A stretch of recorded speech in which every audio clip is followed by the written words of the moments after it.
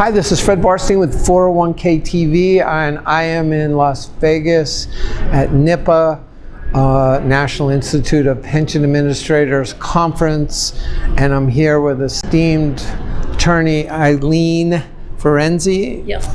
Welcome, Ilene. Hi, welcome. Thank you. Okay if we ask you a few questions? Absolutely. Okay. So Ilene is a nationally known ERISA attorney since 1992, and before that she was a TPA for 10 years, so great background. Author of 4 books and 100 articles. She is the chair of the 401k committee for NIPA, managing director of her own firm, Ferenczy Benefits Law Center, and Educator of the Year for both NIPA and ASPA, and a frequent speaker. So thank you for taking the time. Thank you for having me. So one of the confusions we get from plan sponsors, 401k and 403b, is the difference or the roles that a record keeper plays versus a TPA and versus an advisor. Can you explain that simply for our audience? Absolutely. Really, the record keeper position is really a 401k position more than just a pension position. And when you think about the 800 number and the allocation of the funds and the holding of the funds and, you know, choosing among the various mutual funds and who record keeps all that and who does the trades, that's what the record keeper does. What we mean when we say TPA services or third-party administrator services is really the compliance-related work that you see. So doing the non-discrimination testing and making sure the right people are in the plan and making sure their vesting is calculated correctly and all those kinds of things is more of what we consider to be really the third-party administration or TPA services. Maybe consulting on plan design? Absolutely. Consulting on plan design is an excellent point, and also they tend to do the documentation for retirement plans as well. But really the sort of the thinking of the plan is really the TPA part, the consulting, the figuring out how the laws are supposed to work, all that kind of stuff, and making sure that the plan's in compliance is really the TPA work.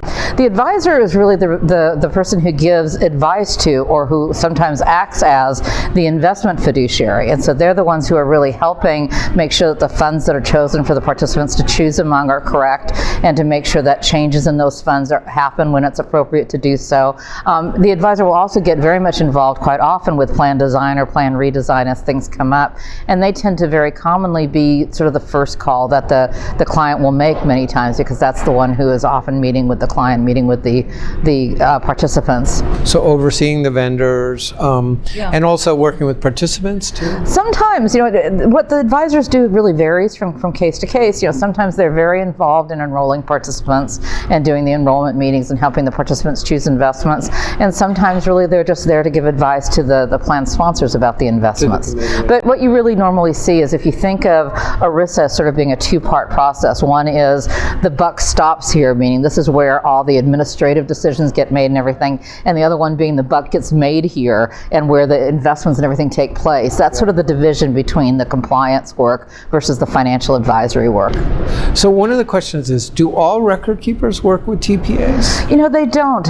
We've historically seen sort of ebbs and flows in record keepers trying to do in-house administration. We remember more so 10, 15 years ago, seeing a lot of bundled approaches where the TPA work was being done in-house.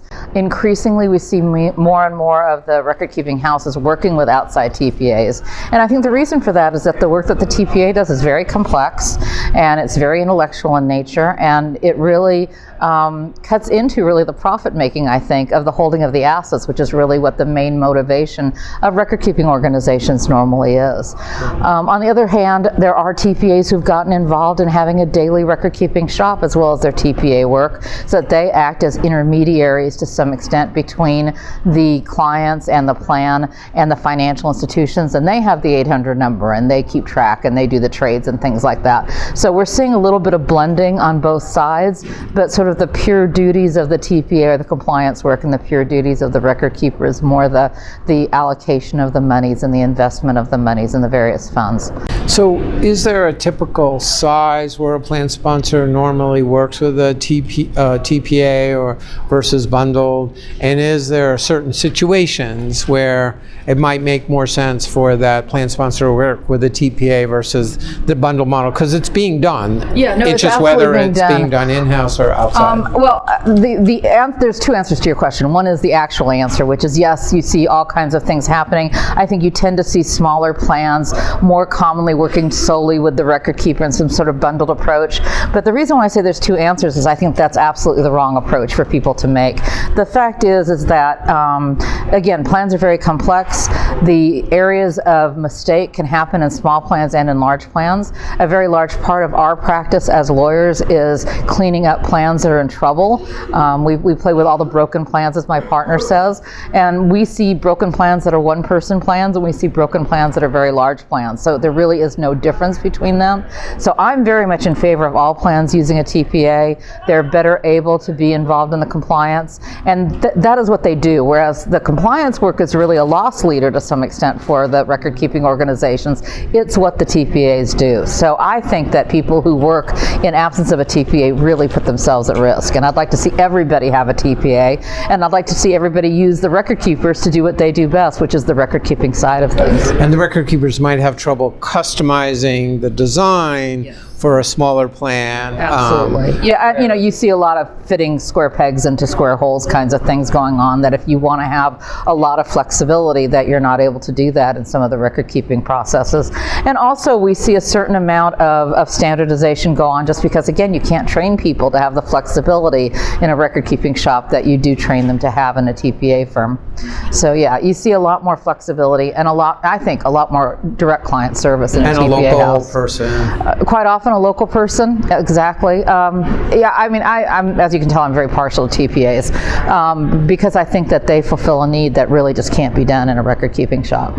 Good. Well, thanks for your time today. Thank you for Ilene. having me. Thank you, and thanks for support of 401k TV. Thank you. It's been a great association for me. Great. And thank you for watching 401k TV. Stay tuned.